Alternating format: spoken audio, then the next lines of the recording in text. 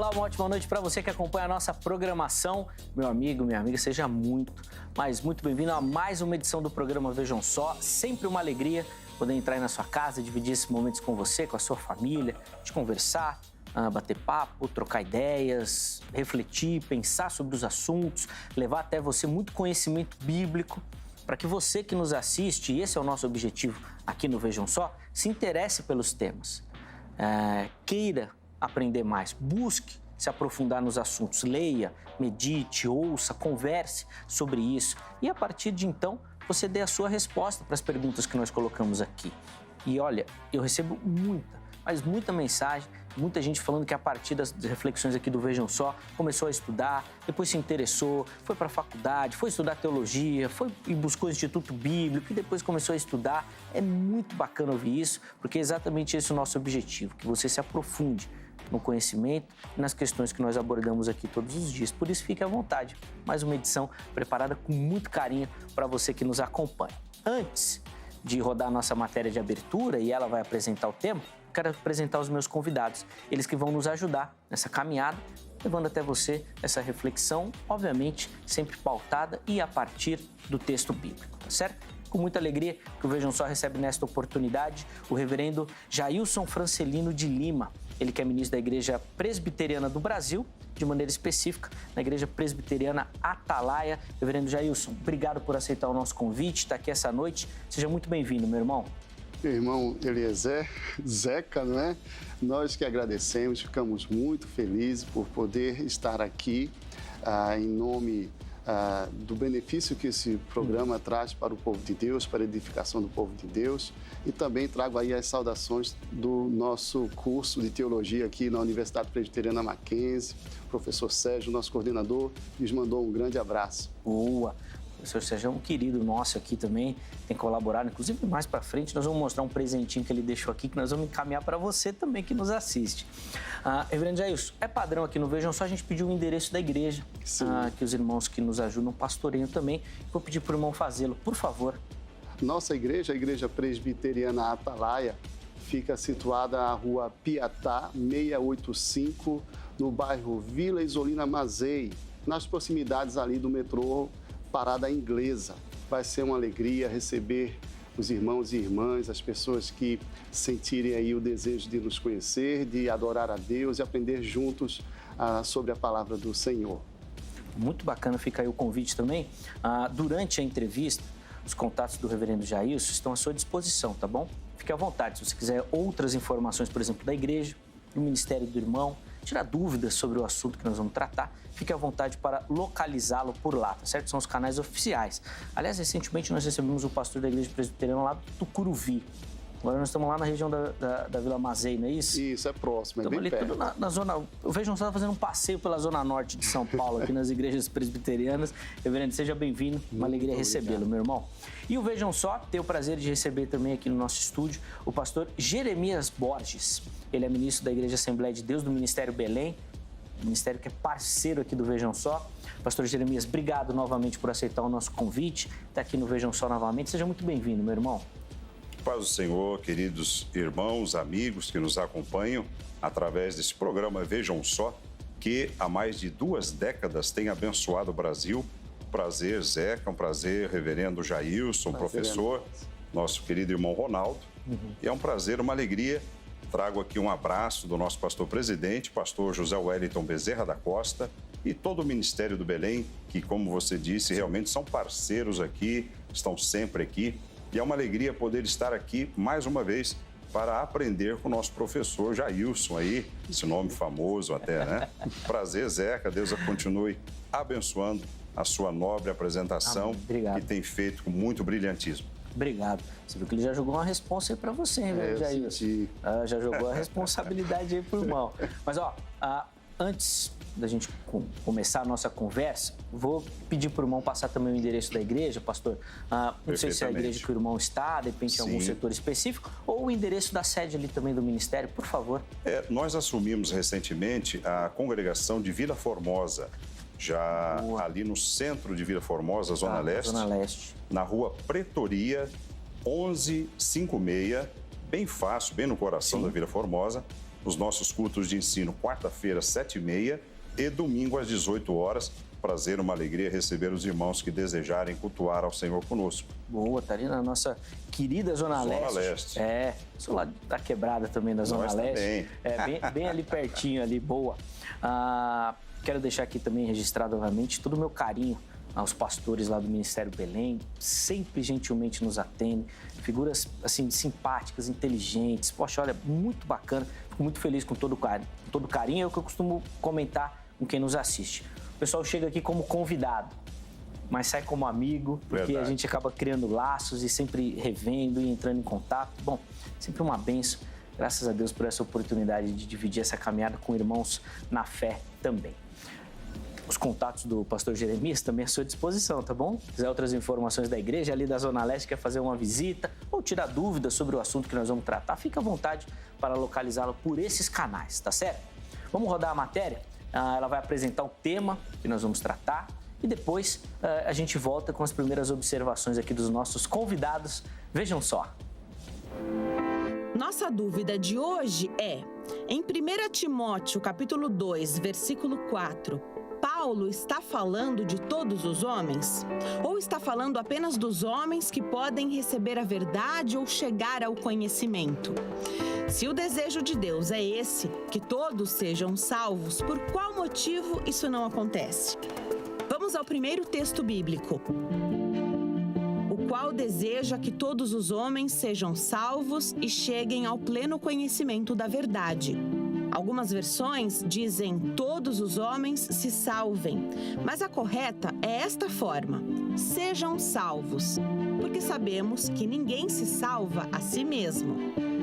Considerando os versículos anteriores, fica claro que aqui Paulo está falando da disposição que devemos ter para com todos os homens, que é também a disposição de Deus.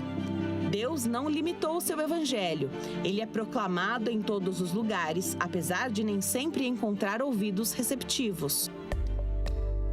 Então, Deus realmente está colocando a salvação à disposição de todos. E essa também deve ser a disposição do coração de todo aquele que crê, interceder por todos os homens. Mas como explicar o que Deus Todo-Poderoso não irá realizar seu desejo? Ou vai? Será que todos serão salvos? Apenas os eleitos? Apenas aqueles que responderem positivamente? Se essas opções são válidas, o texto não deveria tratar essas questões? Vamos estudar sobre o assunto agora no Vejam Só. Fique ligado, nossa conversa está apenas começando. Está apenas começando, cheio de assunto, tem muitas questões interessantes envolvendo esse plano de salvação. Questões que, via de regra, fogem do nosso entendimento, né? A gente não consegue entender, mas nós vamos tentar, obviamente, pautado nas informações e no conhecimento bíblico, naquilo que as Escrituras Sagradas nos orientam, falar sobre esse assunto, certo?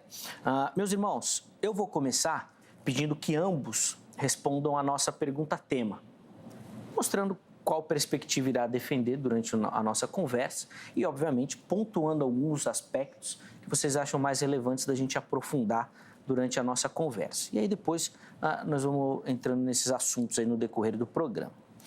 Reverendo Jailson, vou começar com o irmão. Se o desejo de Deus é que todos sejam salvos e o texto diz isso lá, por qual motivo todos não serão salvos? Ou, se de repente o irmão acredita que todos serão salvos também, né? Não sei. Como é que o irmão responde a nossa pergunta-tema? Bem, meu irmão Zeca, essa é uma questão que tem dividido muito, né, as opiniões e como o Eliezer bem pontuou, né, tem a possibilidade de alguém que diga, né, todos serão salvos, uma vez que Deus deseja que todos serão salvos. Bem, nossa posição não é essa, né, essa seria a posição universalista. Restam pelo menos outras duas posições, né? Uma que poderia ser classificada como mais, digamos assim, presente, né? De forma mais marcada no meio chamado arminiano, que seria a ideia da possibilidade, não é? de uma resistência humana com relação ao desígnio de salvação, da manifestação da graça, não é? Óbvio que a esse respeito o pastor Jeremias pode fazer maiores assim explanações e até corrigir alguma incorreção do que eu acabei de dizer, não é? E há uma perspectiva também mais comum no meio chamado, digamos, calvinista ou reformado, que diria respeito à possibilidade ali de interpretação de que, na verdade, Paulo se refere a todos os, digamos assim, todos os tipos de homens, né? Todos os tipos de pessoas, e parece que o contexto que antecede esse versículo em específico talvez ajude a entender essa possibilidade como muito viável, né? Então, nossa posição, né, a posição que predomina na igreja presbiteriana do Brasil e nas igrejas presbiterianas em geral, é de que, porque que uma vez que está dito que Deus deseja que todos sejam salvos, mas também está dito na mesma palavra, genuína e verdadeira, que haverá condenados, é porque ali não é uma referência necessária a todos os indivíduos, mas é muito mais plausível na nossa interpretação concluir que seja uma referência a todos os tipos de indivíduos ou de pessoas. Seria uma referência àqueles textos que falam todos os povos, tribos, isso, nações. Mais nessa direção. Nesse sentido. Boa. Pastor Jeremias, eu quero ouvir o irmão. Como é que o irmão responde a nossa pergunta? Se o desejo de Deus é que todos sejam, porque não serão todos, ou, né, obviamente, se o irmão acredita que serão todos mesmo, né? Por favor. Pastor professor Jailson, né, deu uma posição muito interessante. Na verdade, o texto áureo da Bíblia, João 3,16, é o texto áureo do amor, da graça, da bondade de Deus. Que Deus amou o mundo de tal maneira que deu seu Filho unigênito para que todo aquele que nele crê não pereça, mas tenha vida eterna. Mas é interessante que, se nós pensássemos de uma perspectiva em que todos serão salvos, na verdade, nós teríamos que analisar a questão da formação do homem, a vontade humana. E se tem uma coisa que Deus respeita, é a vontade do homem. Jesus disse, se alguém quiser, se alguém desejar. É interessante que o texto diz assim, que quer que todos os homens se salvem e venham ao conhecimento da verdade. A verdade é Cristo. Porém, a verdade, Cristo, ele bate a porta do coração do homem. E nós temos que pensar na questão do livre-arbítrio. Nós não somos robôs e nem marionetes. Deus nos dá a liberdade de escolha. E Jesus deixou isso muito claro. Se alguém quiser, se alguém desejar, o desejo de Deus é que todos se salvem. E Deus sempre procurou este relacionamento com o homem. Deus sempre procurou manifestar-se ao homem com amor, com a graça, com a bondade, com a misericórdia. E eu me lembro aqui, abro aspas aqui, doutor, pastor Russell Shedd, ele disse que todos são predestinados à salvação através de Cristo na cruz. Então ele sintetizou de uma forma muito clara, todos são predestinados, todos são eleitos, mas desde que passem pela cruz de Cristo, o amor e a graça dele. Muito bom, muito assunto para a gente conversar, vários temas que obviamente vão circular esse tema principal. Nós vamos continuar na sequência, mas antes eu quero dar a oportunidade para você que nos assiste participar também, dando a sua opinião aqui no Vejam Só. Como é que você faz isso? Acessando o nosso perfil do Instagram, que já aparece aqui, @programa Vejam Só. Se você ainda não segue o nosso perfil, siga, faça parte dessa comunidade aí. Nós já rompemos, estamos quase chegando a 30 mil seguidores. Faça parte, divulgue. Vamos levar esse conhecimento para mais pessoas e tem muita gente precisando conhecer os nossos debates também. E lá você vai encontrar todas as maneiras de interagir. Você pode mandar pergunta, que serão feitas aqui aos nossos convidados de acordo com o tema que nós vamos abordar. Você pode mandar sugestão de tema, você pode mandar sugestão de entrevistados também, de participantes. Fique à vontade. Ou se você quiser, você pode ir lá se convidar também, ó, quero participar. E nós vamos analisar a possibilidade, tá bom? Além disso, você encontra as nossas enquetes, que é isso que eu vou colocar agora. Então, você entra lá e você vota, dê a sua opinião sobre o assunto. A enquete que nós colocamos para o programa de hoje é a seguinte: se Deus quer que todos sejam salvos, e aí está entre aspas aí, porque é uma citação do versículo, tá certo? Isso significa que todos, no fim dos tempos, serão salvos? Aí você tem duas opções: sim, significa, ou não, não significa. Escolha uma delas. Na postagem seguinte, você justifica. Olha, sim, todos serão salvos por conta disso, disso, disso. Não, não serão todos por conta daquilo, daquilo outro, tá bom? Coloque ali a sua opinião, fique à vontade para participar durante a conversa. Nós vamos colocar alguns desses comentários para os nossos convidados fazerem também, obviamente, algumas observações, tá bom? Então, lá, estou esperando a sua participação. Meus irmãos, eu vou começar por aquilo que vocês não defendem, porque a gente tem, e talvez seja uma corrente que cresça bastante no meio evangélico, ainda que pouca gente tenha coragem de falar que acredita nisso, que é essa ideia do universalismo, que todos serão salvos, Deus é amor e tudo mais, aquela conversa toda que a gente já conhece. Ambos não defendem essa linha e eu quero saber o porquê não. Reverendo Jair, por que a gente não pode aceitar o universalismo? Se Deus quer que todo mundo seja salvo, não vai ser todo mundo salvo?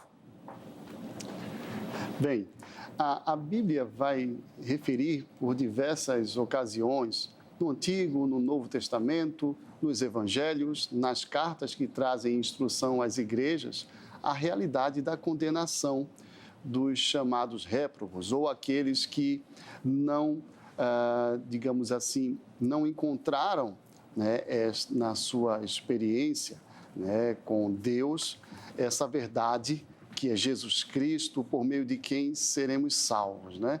Então, a própria, digamos, indicação lá em Mateus 1, 21, de que ele se chamaria Jesus, porque salvaria o seu povo dos pecados deles, né? Salvar, mas salvar de quê? Da condenação do pecado. Então, a palavra é categórica, né? Quando nos ensina que, de fato, sem a fé em Jesus Cristo, não há salvação. Né? Aquele que invocar o nome do Senhor será salvo. Né? Mas, obviamente, a palavra também nos fala daqueles que resistem obstinadamente à pregação do Evangelho e não, digamos, não tem essa fé manifesta na sua experiência concreta. Então, a Bíblia, em diversas ocasiões, em qualquer, digamos assim, dos trechos que você procure investigar, seja numa teologia mais voltada para a revelação do Antigo Testamento, seja nos Evangelhos, seja nas cartas, né, que instruem a igreja, os homens de Deus, movidos pelo Espírito Santo, inspirados pelo Espírito Santo, nos apresentam a verdade inequívoca de que haverá condenação. Boa! Tá aí, então, a visão do reverendo Jair sobre essa questão. Pastor Jeremias, eu quero ouvir o irmão também. Por quê? Porque a gente não pode aceitar o universalismo, né? Qual é o problema dessa visão? Eu faço coro com o reverendo Jailson, porque seria muito simplório você jogar a responsabilidade em Deus, Deus Criador, o Deus Pai, e tirar a responsabilidade que cabe ao homem. Quando Deus criou Adão e Eva, ele colocou Adão e falou: olha, você vai cuidar da terra, você vai ter uma responsabilidade, você não vai ficar aí só passeando no jardim, você tem que cuidar, você vai dar nome aos animais, você vai ter o Deus que nós servimos, o Deus de amor, é um Deus de relacionamento. E ele se aproxima do homem. E quando nós pensamos em conhecimento, quando Jesus disse que, a Bíblia diz lá em João, conhecereis a verdade e a verdade vos libertará. Para conhecer a liberdade, para conhecer a verdade, você tem que ter uma relação de aproximação. E o conhecimento é isso, o conhecimento é a relação de aproximação do ser e do objeto. Então seria muito simplório dizer, não, Deus é responsável por tudo e no fim dá tudo certo. Mas não é essa. E a responsabilidade nossa. A escolha, não, eu desejo servir a Deus. Eu desejo ter um relacionamento com este Deus. Eu desejo servir a Jesus. E o Evangelho é renúncia. Renúncia do pecado. Porque as pessoas querem ter uma vida dissoluta, fazer o que der na telha, modo de dizer assim, Sim, não é? sim. Sem a responsabilidade desse relacionamento com Deus. Então, há uma responsabilidade do homem de arrepender-se, de reconhecer que é pecador, que precisa da graça, da misericórdia, do amor do Senhor. Então, a responsabilidade do homem, ela não pode ser jogada por terra. Boa. Eu, inclusive, aqui no programa, quando a gente abre a possibilidade do internauta participar, eles mandaram algumas perguntas para falar sobre essa questão da soteriologia, algumas questões relacionadas à salvação, que não vai diretamente no nosso tema, mas depois eu vou colocar aqui para a gente conversar também, tá bom? Mas, pastor Jeremias, vou aproveitar que o irmão está com a palavra e vou pedir para o irmão comentar essa questão do todos.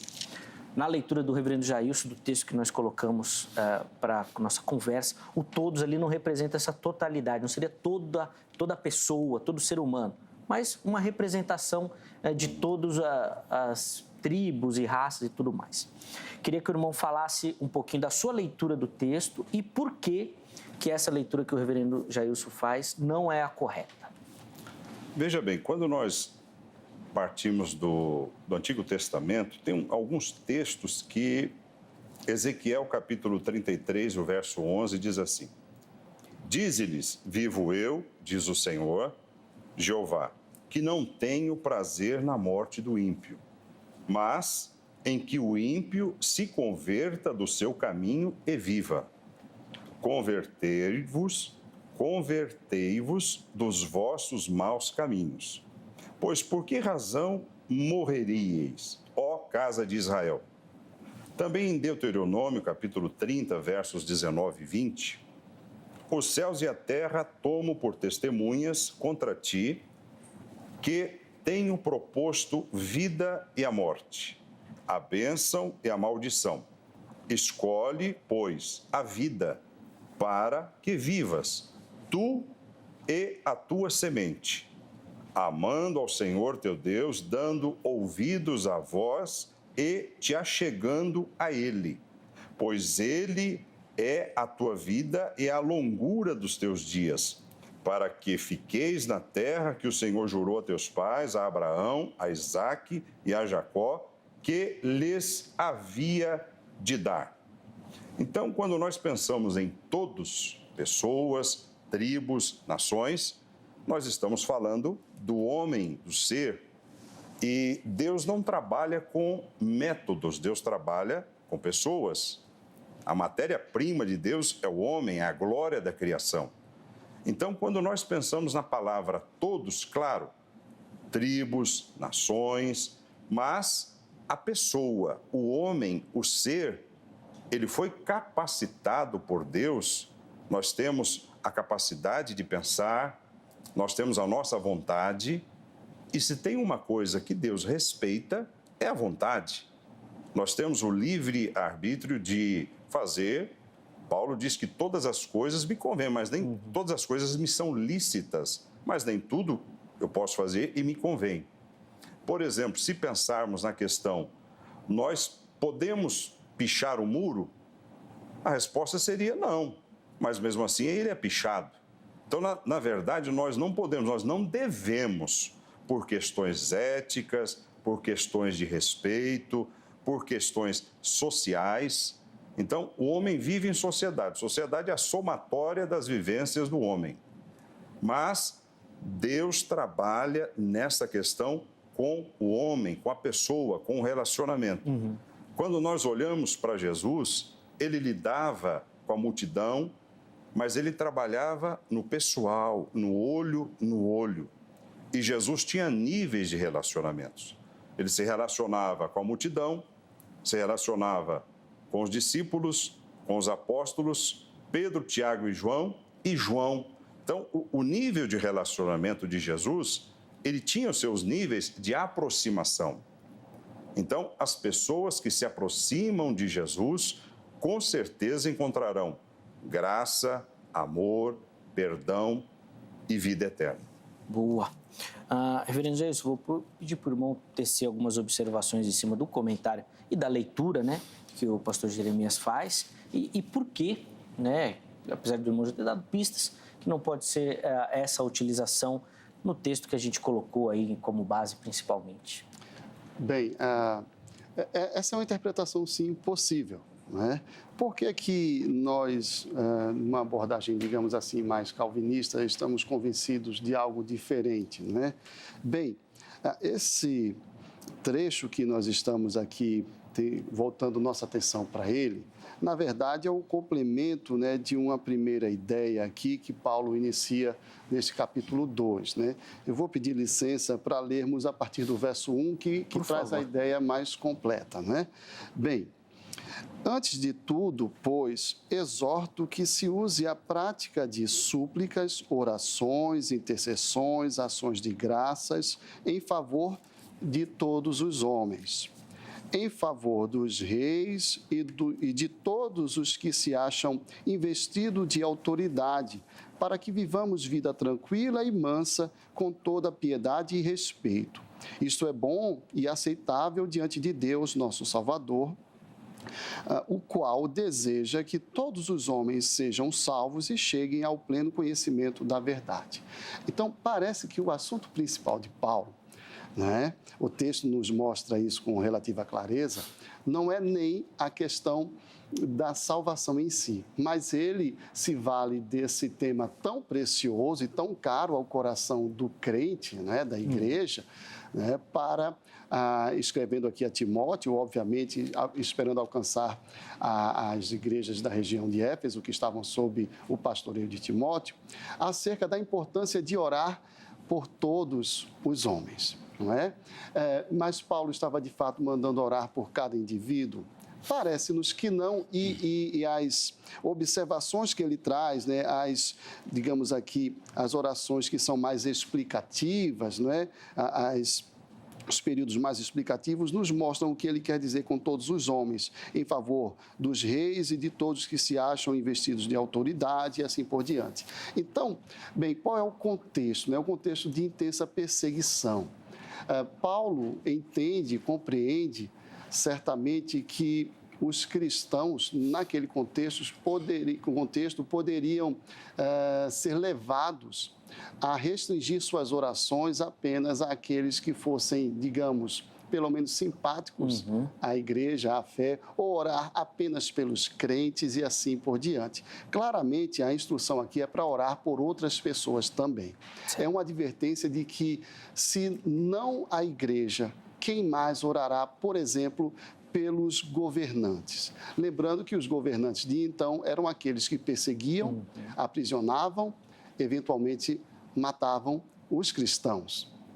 A igreja teria bons motivos humanos para não orar por esses homens. E Paulo tem aqui esse interesse de advertir, através do pastor Timóteo, a igreja que, olha, a responsabilidade nossa é orar por esses homens, inclusive para que, agindo Deus na vida deles, vocês tenham uma vida mais tranquila, não é? E aí ele usa como fundamento teológico para essa exortação o fato de que, então, Deus deseja que todos os homens sejam salvos. Bem, Paulo é um judeu, não é, de origem, ou seja, alguém do povo de Israel, que, embora esteja aqui se expressando na língua grega, não é?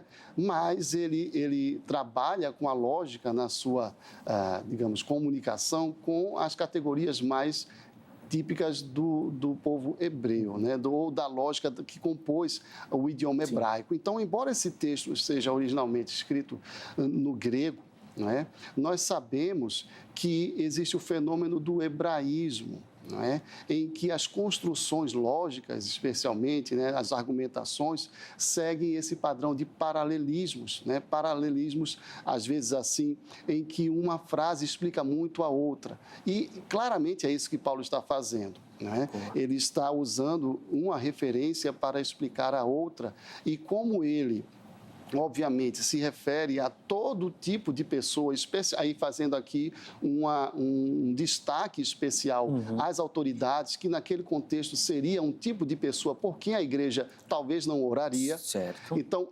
claramente, essa é a exortação. Orem por esses homens também, orem por todos os tipos de homens, não é? Porque Deus deseja que todos os tipos de homens, todos os tipos de pessoas sejam salvas.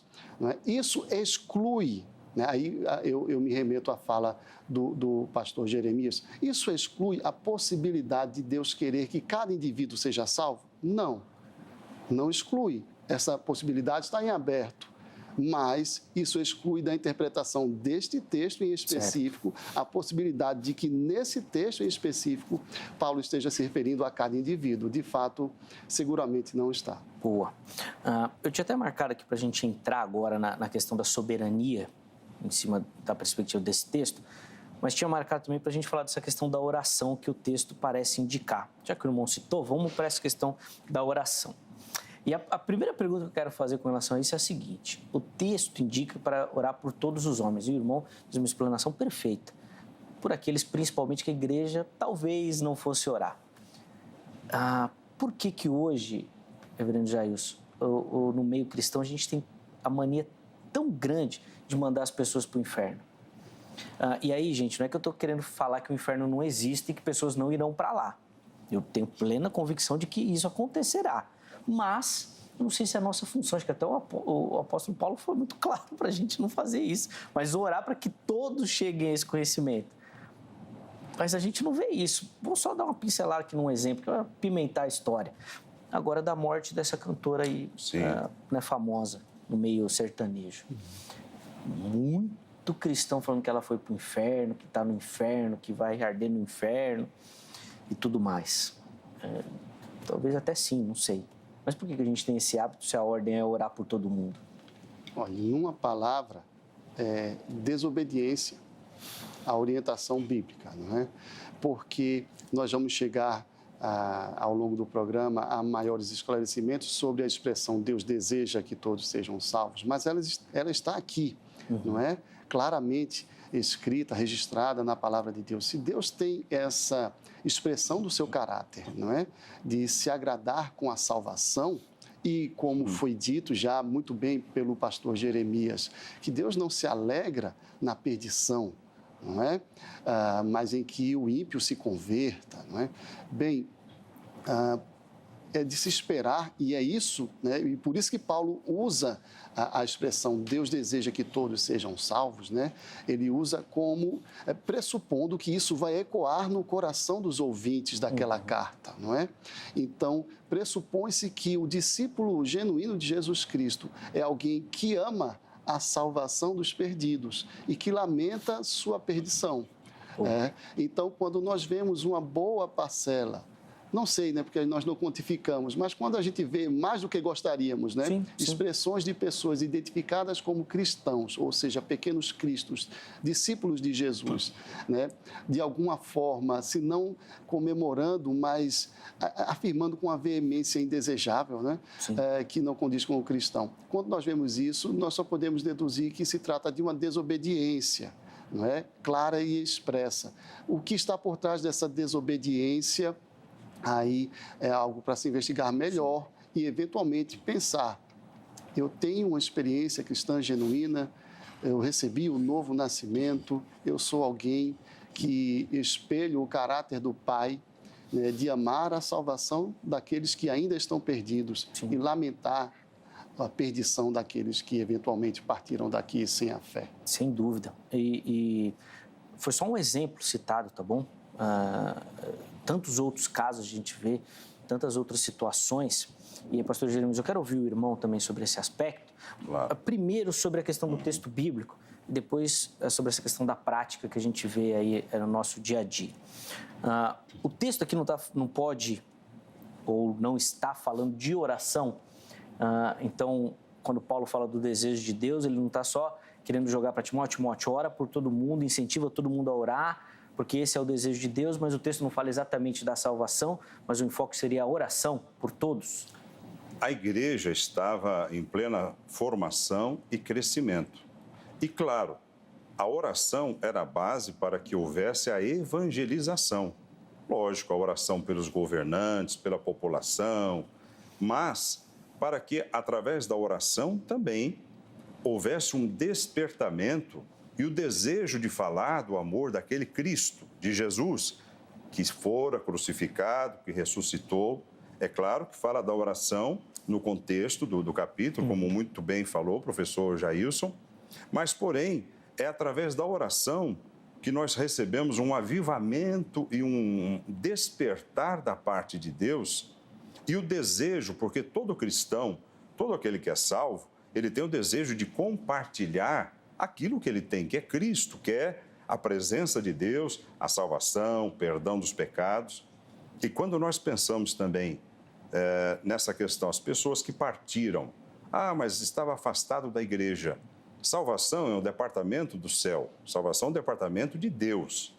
Eu não sei, nos últimos segundos, dentro daquele avião, se essa cantora famosa não se arrependeu, até porque ela conhecia a palavra. Ela foi membro de 2 igrejas evangélicas. Então, quem somos nós para dizer, esse foi para o céu, esse foi para o inferno? Eu não sou porteiro do céu. Nós temos que orar e pregar a palavra. Agora, salvação é um departamento de Deus. Deus é amor, é justiça, é juízo. Porém, nós não temos essa capacitação de dizer, esse aí está condenado. Mas eu não sei, o ladrão que estava na cruz com Cristo, os 2, um escarneceu, mas o outro teve tempo de se arrepender. Ele não teve tempo de ir para a escola dominical, não teve tempo de ir no seminário no Mackenzie. Nem se batizar. Nem de se batizar. Sim. Mas ele teve o tempo do quê? De crer e dizer, Jesus, lembra-te de mim quando entrares no teu reino. Ali Jesus falou, você está garantido, você vai comigo, hoje mesmo você vai estar comigo. Então, a salvação, seja ela de um pecador, quando nós pregamos o evangelho, a pessoa está numa UTI, às vezes num estado terminal, e ela aceita Cristo, e às vezes poucas horas depois parte para a eternidade. Ela reconheceu, confessou a Jesus como Salvador, e muitas pessoas que no estado de morte, que a pessoa sabe que vai partir, vai morrer, mas quem somos nós para dizer o que ela conversou com Jesus lá dentro da sua alma, do seu coração, no seu íntimo? Só Deus conhece o interior de cada um de nós. Sim, sem dúvida nenhuma. Acho que a explicação do pastor Jeremias é mais do que suficiente para a gente entender esse assunto. Irmãos, eu quero falar um pouquinho agora sobre essa questão da soberania. Vou começar contigo, pastor Jeremias. Ok. Normalmente, o outro lado fala que essa história de que o livre-arbítrio, que o homem pode decidir, que o homem tem toda essa responsabilidade, fere a soberania de Deus. Ok. Deus, então, não seria soberano. Como é que o irmão responde a esse tipo de questionamento? A soberania de Deus e a vontade de Deus, ela é absoluta, mas ela é permissiva também. A vontade absoluta de Deus, ela é inquestionável. Agora, a vontade permissiva, quando Cristo andou por aqui e desenvolveu o seu ministério, ele sempre deixou muito claro essa questão. Se alguém quiser, se alguém desejar, se alguém quiser abrir mão do quê? Do pecado, da desobediência, do erro, fique à vontade, me siga. Porém, se você não quiser, quando nós nos lembramos, me lembrei aqui, eu até anotei aqui, a carta à igreja de Laodiceia, lá no capítulo 3 de Apocalipse, verso 20, diz assim, eis que estou à porta e bato. Jesus estava fora. Se alguém ouvir a minha voz e abrir a porta, entrarei em sua casa e com ele cearei e ele comigo. Quando o apóstolo Pedro escreveu a sua segunda epístola, lá no capítulo 3 e o verso 9, ele escreveu assim, o Senhor não retarda a sua promessa, ainda que alguns a tenham por tardia, mas é longânimo para convosco, não querendo que alguns se percam, senão que todos venham a arrepender-se. Então, a questão do arrependimento e da fé é um conjunto que traz a cada um de nós, o homem, na presença de Jesus. O evangelho é renúncia. Eu não quero essa vida de pecado, eu quero servir a Cristo. Eu sei que tem uma eternidade, eu sei que tem o céu, eu sei que tem o inferno, tem condenação. A Bíblia diz que quem tem o Filho de Deus tem a vida, e quem não tem o Filho de Deus não tem a vida. E é essa vida eterna que nós pregamos, cremos e esperamos em Deus. Boa. Reverendo Jair, sua palavra está com o irmão e eu queria que o irmão comentasse uma crítica que é muito feita pelo outro lado, quando os irmãos dão muito destaque à soberania de Deus, dizendo então que a responsabilidade do homem não existe. O homem não precisa fazer nada, alguns até indo mais além, que o homem é uma marionete nas mãos de Deus e tudo mais. Como é que o irmão responde a esse tipo de afirmação ou questionamento, né? Bem, eu começaria assim, tentando ser bem-humorado, dizendo que não é possível dar demasiada atenção à soberania de Deus. Por mais que venhamos a dar, ainda não é satisfatório, né? Ainda falta. Porque Ele é o Senhor absoluto de todo o universo, de toda a vida e de toda a existência, né? Ele é o ser primordial, né? Então, bem, é o Senhor de toda a glória.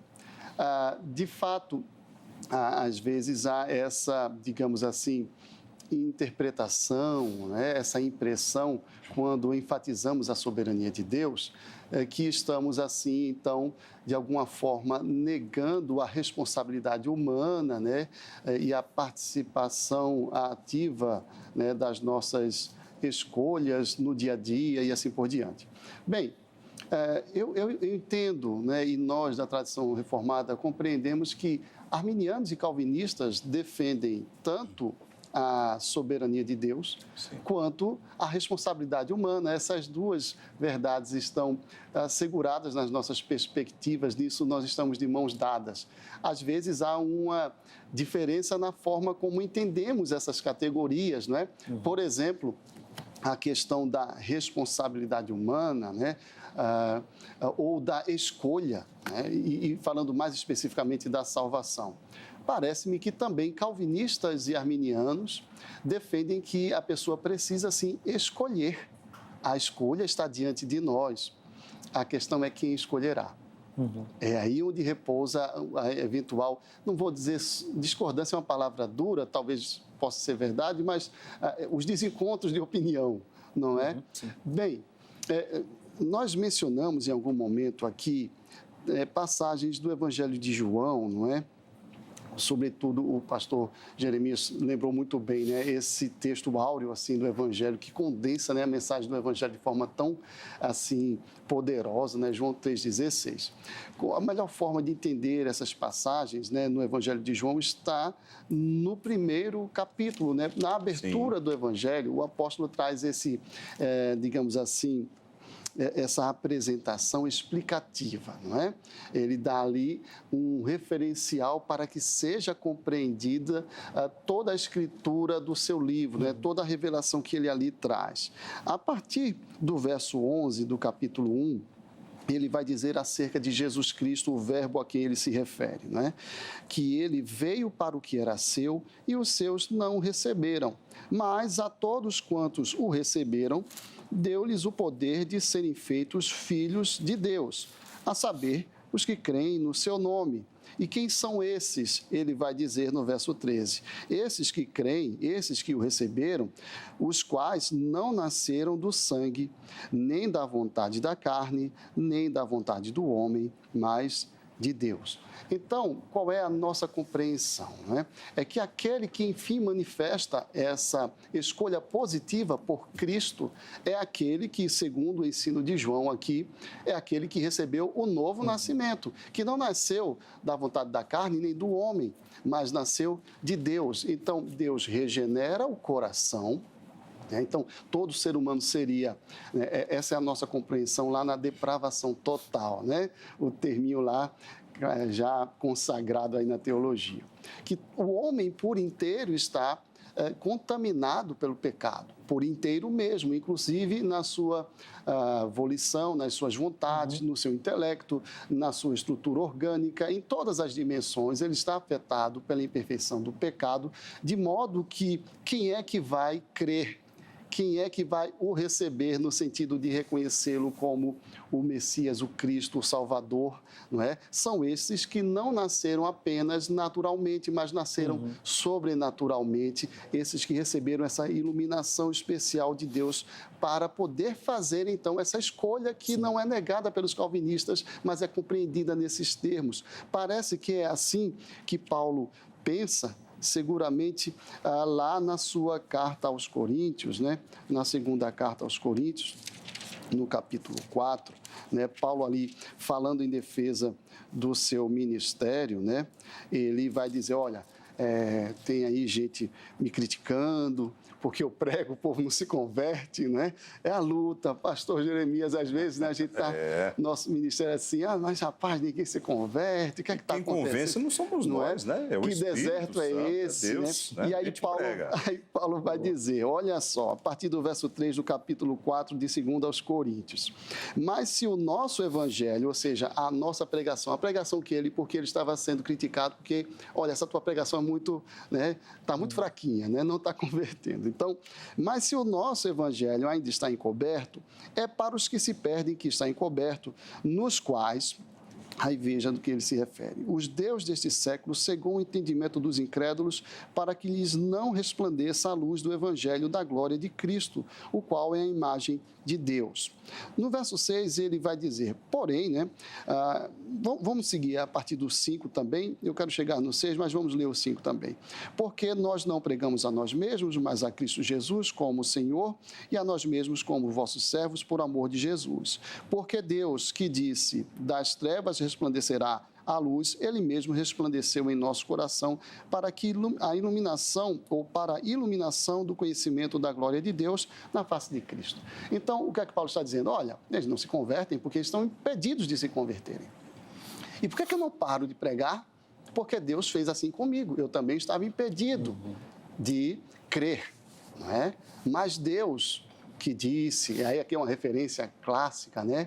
A palavra originária, haja luz. Então, Deus que disse das trevas resplandecerá a luz, ele mesmo resplandeceu em nosso coração. Por experiência, Paulo diz aqui, né?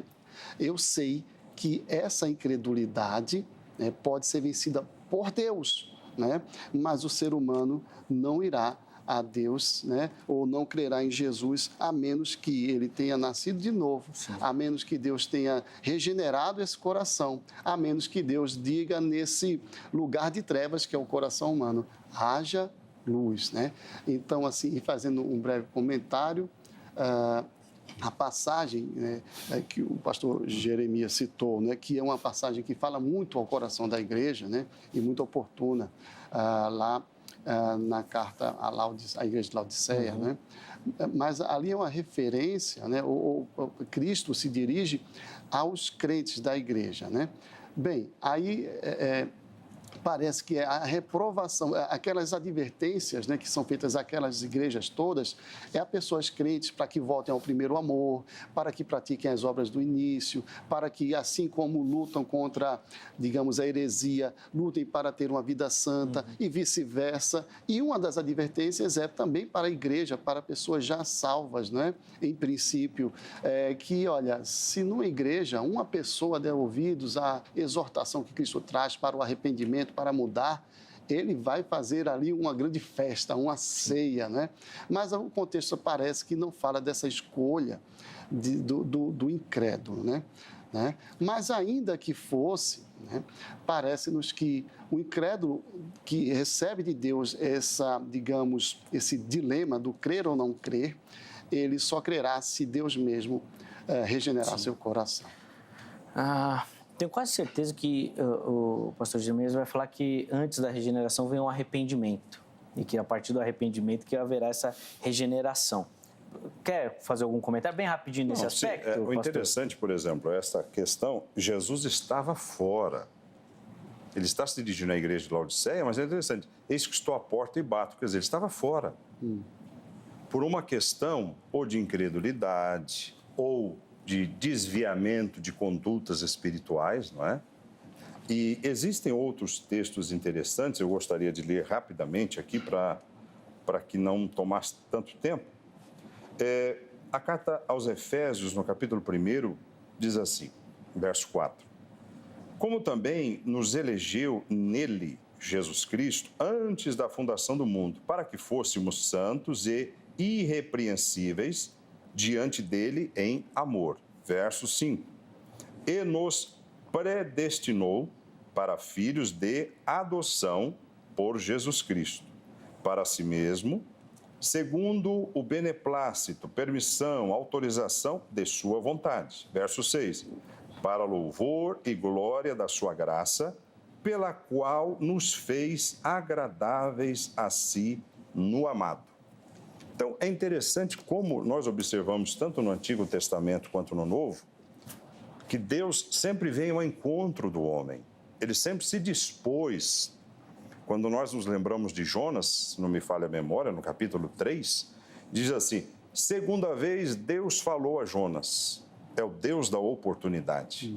Então Deus dá 1, 2, 3, 4, para que o homem tenha a oportunidade de aceitar a Cristo e ter uma mudança de vida, de passar de ser criatura a tornar-se filho de Deus.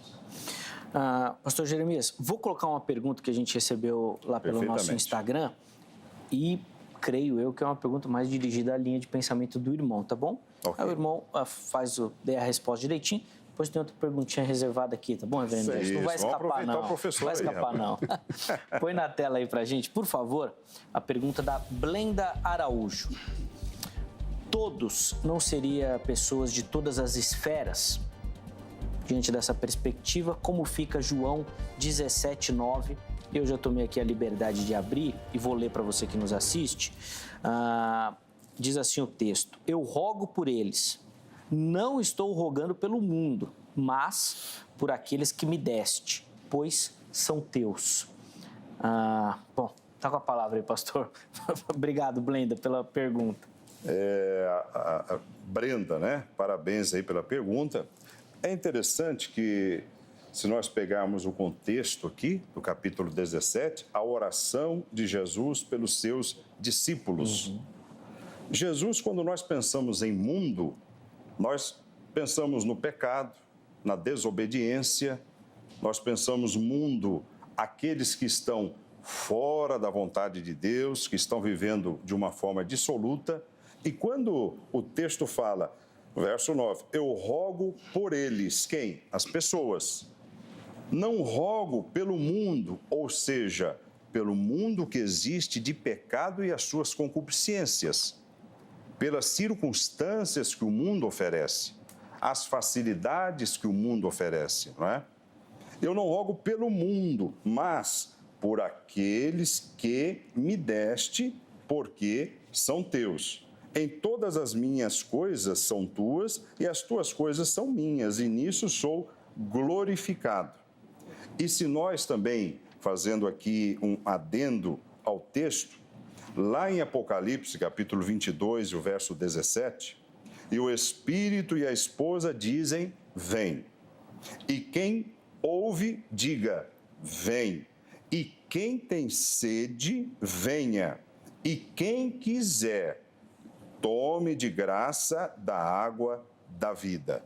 Então, esta oração intercessória de Jesus é para que Deus guardasse os seus no mundo do pecado, o mundo da concupiscência, o mundo da perdição, mas sempre visualizando que Jesus tem um relacionamento, direcionamento com o homem, não com métodos, não com circunstâncias. Ele é Senhor, Ele é absoluto, então o relacionamento, o direcionamento é para o homem. Boa!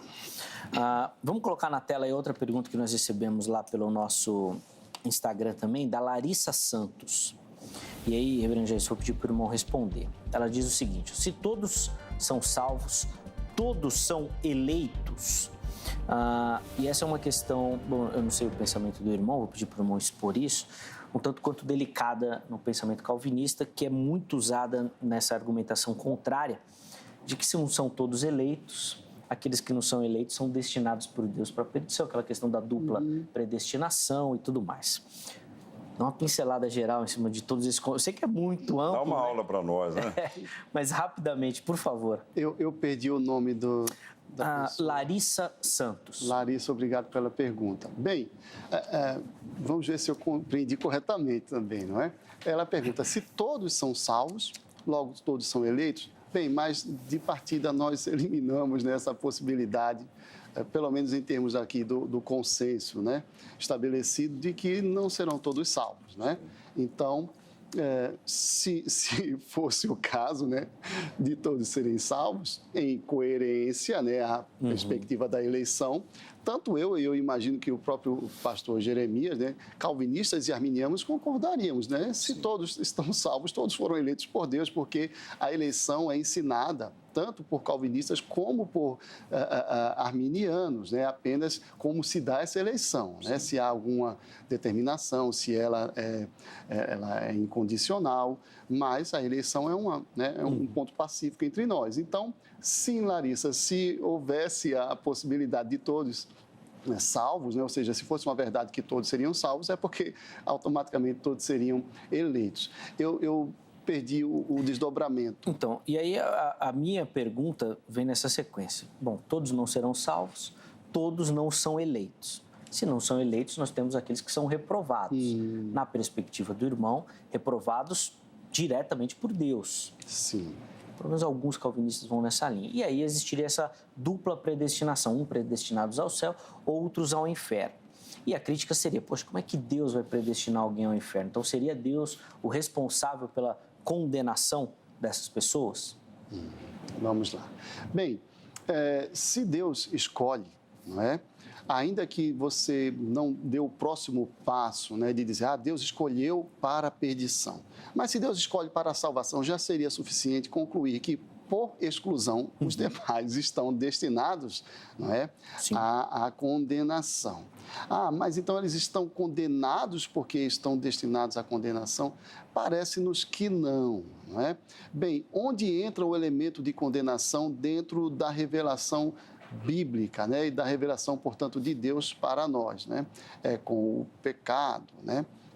E, bem, aí voltamos novamente à doutrina lá originária, né, clássica, da depravação total. Todos os seres humanos são pecadores, né? Nós não nos tornamos pecadores porque pecamos, não é? Aquela frasezinha clássica, mas pecamos porque somos pecadores, e o pecado gera a condenação. O estado natural, normal do ser humano é já a condenação. Deus livremente, numa perspectiva mais calvinista, e sim, escolhe por motivos que nós não conhecemos, a não ser os que Paulo revela lá na carta aos Efésios, né? Mas Deus, não é? Sendo rico em misericórdia e por causa do grande amor com que nos amou, nos deu vida juntamente com Cristo. Pela graça sois salvos, não é? Então, se há motivos em Deus para nos salvar, para nos escolher, é por causa da sua muita misericórdia e do grande amor, mas não vemos em nós motivos que levem Deus a tomar essa decisão de escolher alguém. Bem, lá no texto de João 3, a partir do verso 16, né, que é clássico, é dito que Deus amou o mundo de tal maneira que deu o seu Filho unigênito para que todo aquele que nele crê não pereça, mas tenha vida eterna. Ele continua, não é? Porquanto Deus enviou o seu Filho ao mundo, não para que julgasse o mundo, mas para que o mundo fosse salvo por ele. Se destaca o seu ato de amor, não é? Mas também destaca a condição perdida já do mundo. E aí ele explica, quem nele crê não é julgado, né, porque está crendo aí no Salvador. O que não crê já está julgado, né? Ou seja, a condição dessas pessoas já era de perdição, né, naturalmente. E aí Cristo surge como a salvação. Então, quem nele crê não é julgado, o que não crê já está julgado, porquanto não crê no nome do unigênito Filho de Deus. Então, a condição natural do ser humano já é de condenação. Não é? A menos que Deus o salve mediante aí a sua graça. Intervenha na história. Eu tinha dito no início que nós recebemos algumas perguntas que falavam um pouco mais sobre a questão da salvação, não necessariamente direto no tema, eu vou colocá-las agora. estamos caminhando, infelizmente, para o final desse bloco, tá bom? Então, eu vou pedir para ambos colocar uma pergunta para cada, para ambos serem objetivos nessa resposta. Por favor, tá bom? Põe na tela primeiro a do Joel Cerqueira. Vou pedir para o pastor Jeremias responder essa. Como alguém que morreu na desobediência a Deus, ele dará o mesmo lugar de alguém que morreu obediente? Imaginando que ele está indo na questão do todos, né? Então, se todos serão salvos, como é que nós vamos organizar os obedientes e os desobedientes nessa fila aí, pastor Jeremias? Quando Paulo escreve sua carta aos Romanos, à igreja de Roma, capítulo 8, que é o primeiro verso, portanto, agora nenhuma condenação há para os que estão em Cristo Jesus, que não andam segundo a carne, mas segundo o Espírito. Mais uma vez, a Bíblia é muito clara quando diz: quem tem Cristo tem a vida. Quem não tem Cristo não tem a vida. Haverá condenação, haverá a separação daqueles que estarão com Jesus eternamente, gozando as delícias do céu, da eternidade. E Jesus também, em muitos dos seus discursos, pregações, parábolas, ele abordou muito a questão do inferno e da condenação. Porque a desobediência, ela caminha o homem para o erro, para a condenação, no caso da sua alma, e é a escolha de servir a Cristo ou não. Então, se você tem Cristo na sua vida, nós não sabemos o dia de amanhã. Poderemos estar vivos amanhã ou não, mas nós temos que ter uma certeza. O meu nome está escrito no livro da vida através de Cristo, do seu sacrifício. Ele perdoou os meus pecados, ele me transformou numa nova criatura, as coisas velhas já passaram, eu sou filho de Deus. Agora, a condenação, ela existirá para aqueles que não desejarem, que escolherem, não participarem da graça de Cristo. Muito bom. Perfeita a explicação do pastor Jeremias, Joel. Apenas cuidado para não transformar a salvação em meritória. Exato. Para quem obedece, para quem não obedece. Pela fé em Cristo Jesus. Pela fé, pela graça de Cristo, claro. Essas questões são consequências. Porque os méritos são sempre de Cristo, exatamente, não nossos. Exatamente. Perfeito. Exatamente. Obrigado, viu, Joel, pelo carinho. Jair, sua vez do irmão aí responder ao nosso telespectador. Põe na tela. Maria José Bastos. Aqueles que insistem em permanecer na mentira, sendo esperto e enganando as pessoas, será salvo? Tem essa possibilidade aí daquele que enganou, tentou ser esperto, ser salvo? Olha só, não só o esperto, como o bobo, o enganador e o enganado, nenhum de nós seremos salvos fora dessa fé salvadora, genuína, né, que o pastor Jeremias acabou de explicar de forma resumida e profunda, não é? Então, eu fico imaginando, né? Então, talvez ela esteja se referindo a alguém crente que ainda tem esse hábito da mentira, né, de ser um enganador. Talvez, se é esse o caso, né?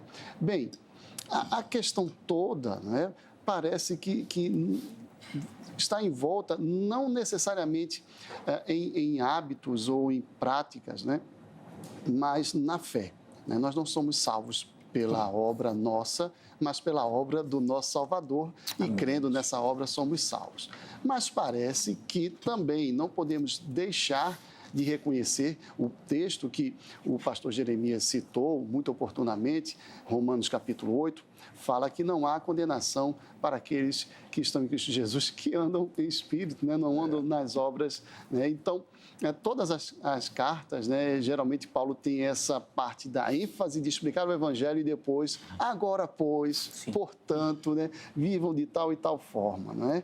Bem, não parece, de fato, né, eu esqueci o nome da Maria, não parece que essa pessoa demonstre, né, a genuína salvação, uma vez que a graça que salva é a graça que transforma. Mas como nós não temos acesso ao coração, apenas Deus o tem, nós nos limitamos a dizer: Não é porque ele mentiu ou porque ele deixou de mentir. Não é porque ele é esperto ou porque ele seja bobinho que ele vai ser ou não vai ser salvo. E isso só Deus sabe. O que vai determinar a sua salvação é a genuína fé, a entrega do seu coração ao Senhor Jesus. E, óbvio, essa entrega deverá redundar no abandono da esperteza, da maledicência, da mentira, do engano, seja qual for o vício moral, o pecado que esteja afligindo essa vida, né? Mas não serão os perfeitos que herdarão o céu, né? O perfeito já nos legou o céu, né? E nos deu, pela sua graça, a sua obra perfeita. Se há uma obra que conquista o céu, ela já foi realizada, nós entramos lá pela graça, pela fé. Boa, muito bom. Obrigado, meus irmãos, pela participação, pelas perguntas que enviaram. A gente, infelizmente, já vai encerrar esse bloco. E eu já vou colocar aqui alguns comentários que nós pegamos lá da nossa enquete para dar voz a você que participa. Infelizmente, não vai dar tempo dos convidados fazerem observações. Mas no próximo bloco, eles terão a oportunidade de oferecer para você que nos acompanha uma aplicação. Poxa, e aí, o que você tem que fazer com tudo isso que você ouviu? Não serão todos, alguns, povos, tribos, todos os homens, livre-arbítrio, soberania, depravação. Pô, vai pegar tudo isso. O que você tem que fazer com tudo isso para mudar a sua visão do mundo, tá certo? Então, fica atento que isso vai ser no próximo bloco, tá certo? Deixa eu colocar aqui os comentários rapidinho para você. O primeiro comentário da Gigliane, e ela, lembrando que eles estão respondendo a nossa enquete, tá certo? Ela fala o seguinte: é algo que ele quer e não algo que está afirmando que todos serão. Obviamente, respondendo lá ao texto de 1 Timóteo 2,4. A Denivaldo: se todos fossem salvos no fim, não precisaria do plano de redenção. É verdade, era só salvar todo mundo, né? Faz sentido. Boa, meu irmão. Nayara: serão salvos aqueles que Deus soberanamente elegeu. Essa aqui deve ser membro lá da sua igreja, hein, pastor? Depois você olha lá da Nayara lá. O Emerson: ele quer sim que todos sejam, mas muitos não querem ser. Esse é assembleano. Esse é demais. Pronto. Já pegamos um de cada igreja aqui. E eu encerro com um comentário do Fabiano: ninguém quer beber da água viva. Quem crer em mim e beber da água, né, viverá. Então, o Fabiano também dando ênfase nessa questão de que a água é oferecida e cada um bebe ou não bebe, de acordo com o desejo também. Obrigado, viu? Todo mundo que votou e que participou da nossa enquete. No próximo bloco nós vamos colocar o resultado final, tá bom? Da votação. Antes do intervalo, 2 recadinhos. O primeiro deles, da Grade, a Academia Teológica da Graça de Deus, parceira aqui do Vejam Só, durante esses 20 anos de existência do programa. E a Grade é um local pensado e preparado para oferecer para você que gosta do estudo das Sagradas Escrituras, quer avançar nesse conhecimento, quer conhecer as visões teológicas, se aprofundar na teologia, para você ser aluno lá e aí conseguir lapidar esse dom, esse talento que Deus já te deu, tá bom? Tome nota do telefone, código 11-3115-0819, a Secretaria-Geral fica aqui em São Paulo, mas a Grade tem unidades espalhadas aí pelo Brasil, além daquele formato à distância também, né, online, que pode ser uma ferramenta útil para você. Então liga lá, pega as informações, quem sabe você pode se tornar o próximo aluno da Grade também, tá bom? Nosso QR Code vai aparecer aqui, ó. Canto superior do seu televisor é o passaporte que vai te levar para o canal oficial da HIT no YouTube. E lá você vai encontrar todos os vídeos do Vejam Só. Você não é inscrito no canal? Se inscreva. Então já chega lá e já se inscreve. Acho que nós já estamos passando da barreira dos 190 mil inscritos no nosso canal lá. Faça parte você também desse time aí, tá certo? Vamos ver se até o final do ano a gente chega a 200 mil. Divulgar, vamos compartilhar, pode ser uma possibilidade aí, tá bom? Lá você vai encontrar, ó, perdeu um Vejam Só, você assiste lá. Viu, mas quer rever algum trecho? Lá você consegue fazer isso também. Quer compartilhar esse conteúdo? Pô, de repente surgiu esse debate lá na escola dominical ou no grupo da igreja. Você manda, compartilha também esse nosso material, tá bom? Além do Vejam Só, você vai ter acesso aos outros programas da emissora também. Você que gosta de redes sociais, ó, todas as informações da HIT você encontra nas redes sociais e também no nosso site. São formas de você interagir com a emissora e com a nossa programação também. Fique à vontade por lá. Intervalo rápido. Vejam Só vai, mas daqui a pouquinho nós já estaremos de volta.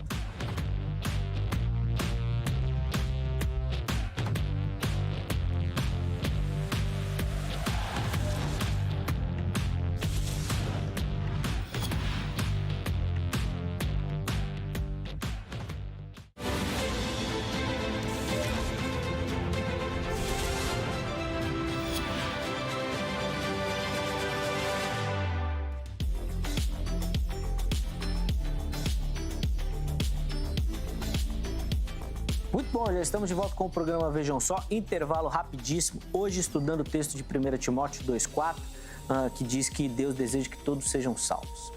Uma conversa muito bacana, recebendo aqui no nosso estúdio o reverendo Jailson Francelino de Lima, ministro da Igreja Presbiteriana do Brasil, e o pastor Jeremias Borges, ministro da Igreja Assembleia de Deus, do Ministério Belém, ambos dando as suas visões sobre o assunto. E na sequência, eu já vou devolver a palavra para ambos e eles vão oferecer para você uma aplicação. Fica ligadinho aí, tá bom? Eu vou rapidinho, antes de mostrar e falar sobre as nossas fotos, deixa eu colocar no ar o vídeo do ganhador da Bíblia da Reforma, um presente que a produção mandou para o nosso irmão que participou, e ele mandou um vídeo agradecendo. Confere aí. Aí ao programa Veja Só, ganhei a Bíblia da Reforma, que Deus abençoe a todos. Boa! Antônio Cavalcante, lá do Rio de Janeiro, do bairro, né? Nós achamos que é do bairro, lá de Pechincha, no Rio de Janeiro. Meu irmão, obrigado, viu? Pelo carinho, pela audiência. Mandou muito bem aí no vídeo, hein? Super descolado. Muito obrigado. Espero que esse material seja bênção na sua vida, tá bom? Você quer ganhar um presente aqui do Vejam Só? Faça como o Antônio, mande a sua foto aqui pra gente. E aí você pode mandar pelo Instagram, se você prefere e utiliza, ou pelo Facebook. Ó, o Instagram já aparece aí, ó, @programa Vejam Só. Tá assistindo agora o programa? Já faz aquela selfie, agora mesmo, faz ali uma selfie e já encaminha por mensagem. Ou, se você preferir, vai no Facebook, facebook.com/programa Vejam Só, e você faz o mesmo procedimento. Tira a foto, faz a selfie, se quiser colocar a família, põe todo mundo lá e manda a foto. Mande o nome completo, a cidade e o estado. Se alguém aparece com você na foto, manda o nome também que a gente coloca aqui, tá bom? Dá o crédito e a moral para todo mundo. E fique atento às mensagens lá, tá bom? Que é por lá que a produção vai entrar em contato com você se você ganhar o nosso presente. 2 fotos que nós separamos para hoje, põe na tela aí. A primeira delas é do Marcos Souza, e é aqui de São Paulo, capital. E quem tirou a foto foi a esposa dele, a Adriana. Tá aí o Marcos, ó. Boa, ó, fez uma composição ali com a TV também. Boa, Marcos, meu irmão. Obrigado pelo carinho. Forte abraço à esposa Adriana, que Deus derrame muita graça no lar de vocês, no ministério também. Obrigado pela audiência, viu, meu irmão? Forte abraço. Próxima foto veio lá do Rio de Janeiro, Jacarepaguá. E quem aparece aí é o Moisés Joel, também acompanhando o Vejam Só também. Boa, Moisés. Obrigado, viu, meu irmão? Forte abraço. Deus abençoe sua vida, o ministério do irmão. Obrigado pelo carinho em enviar a sua foto. Todo mundo que mandar a foto vai concorrer, ó, são 2 presentes desta oportunidade, ou seja, 2 telespectadores ou telespectadoras. Bíblia Brasileira de Estudo, da editora Agnus, um trabalho idealizado e liderado pelo professor e pastor Luiz Saião, e o Dicionário de Instituições Protestantes ligadas à área da educação, que é um trabalho organizado pela Universidade Presbiteriana Mackenzie. O reverendo Sérgio, coordenador do curso de teologia, gentilmente cedeu um material e nós vamos presentear você, viu? Muito bacana. Os 2. A Bíblia Brasileira de Estudo é fenomenal porque são teólogos brasileiros respondendo questões dos brasileiros. Via de regra, as Bíblias de Estudo são traduções, né? Feitas por teólogos de fora. Então, mande a sua foto, nós vamos escolher um para receber a Bíblia, outro para receber o dicionário também, tá bom? Fique à vontade, eu quero mostrar o seu vídeo aqui agradecendo, hein? Vamos lá. Irmãos, vou passar a palavra para ambos, principalmente para essa aplicação. Eu sei que isso é difícil para o pregador, hein? 2 minutos e meio, tá bom? Vamos lá, reverendo Jailson, a palavra está com o irmão primeiro, por favor. Bem, se eu pudesse aqui trazer um conselho à igreja, né, em termos de aplicação, eu sugeriria o seguinte: não há nenhuma pretensão de demover quem quer que seja da sua posição. Nós sabemos que essas posições são, às vezes, conflitantes e tudo mais. Mas entendendo você que, eventualmente, Deus deseja que todos sejam salvos no sentido de que, olha, Deus quer que cada indivíduo seja salvo, ou entendendo você que Deus deseja que todo tipo de pessoas sejam salvos, bem, vamos voltar à preocupação originária que esse trecho da palavra nos traz, que é oração por todas as pessoas. E aí, aplica a seu critério, cada um ou todo tipo de pessoas, né? Pensando lá no texto, mais originariamente falando, Paulo destacava os governantes que afligiam o povo. Vamos pensar na nossa situação. É de dar um nó na língua, né? Sim. Mais de 600 mil pessoas mortas, né, por esse contexto pandêmico, não é? Quantas famílias enlutadas. Então, talvez fosse hoje, e certamente é, né? Quem além da igreja para orar por essas pessoas, não é? Desejando sua salvação, né? Essas famílias enlutadas. Quem além da igreja para orar pelos governantes? Não nego que seja legítimo criticá-los, não nego que seja legítima a nossa manifestação política, né, nos contrapondo ou apoiando uma ala mais progressista, uma ala mais conservadora, essa polarização toda. Mas outras pessoas podem fazer isso junto conosco. Mas quem orará pelo governo dessa nação? Senão nós, a igreja, não é? Uma vez que Paulo traz a questão do desejo de Deus pela salvação de todos, para que a igreja ore por todos. Então, eu creio que a aplicação urgente é, igreja, vamos orar. Vamos orar pelos nossos governantes, pelo governo federal, pelo governo estadual, pelo governo municipal, para que Deus atue na vida dessas pessoas e assim haja vida mais tranquila e abençoada. Amém. Em nome de Jesus. Muito bom. Obrigado, viu, reverendo Jesus, pelo carinho, pela atenção com o programa. Deus abençoe sua vida e o ministério. Só relembrando, os contatos do irmão à sua disposição, tá bom? Para fazê-lo e contactá-lo também. Deus abençoe, meu irmão. Obrigado. Amém. Deus nos abençoe a todos. Uma alegria. Deixo aqui o abraço da nossa igreja, a Igreja Presbiteriana Atalaia. Que bênção. Fica também o nosso carinho aos irmãos ali da fé, daquela comunidade. Pastor Jeremias, a palavra está com o irmão. 2,5 minutos também, por favor. Eu quero, mais uma vez, Zeca, expressar a minha gratidão pela honra, o convite, conhecer aqui o reverendo professor Jailson, que muito contribuiu, muito nos ensinou. Que Deus continue abençoando aqui toda a produção do programa Vejam Só, que é um canal de bênçãos de Deus para este mundo, para esta terra. E deixar aqui registrado que Deus ama você. Jesus se importa com você, com a sua vida. Ele quer desenvolver um relacionamento com você, que está nos acompanhando, que está em dúvida. É interessante que quando Lucas escreveu lá no livro de Atos dos Apóstolos, capítulo 17, o verso 30, mas Deus não tendo em conta os tempos da ignorância, anuncia agora a todos os homens em todo lugar que se arrependam. Então, independente do pensamento da corrente arminiana, calvinista, é a graça, é o amor, é a fé em Cristo que vai te dar a salvação. Jesus te ama e Ele se importa com você.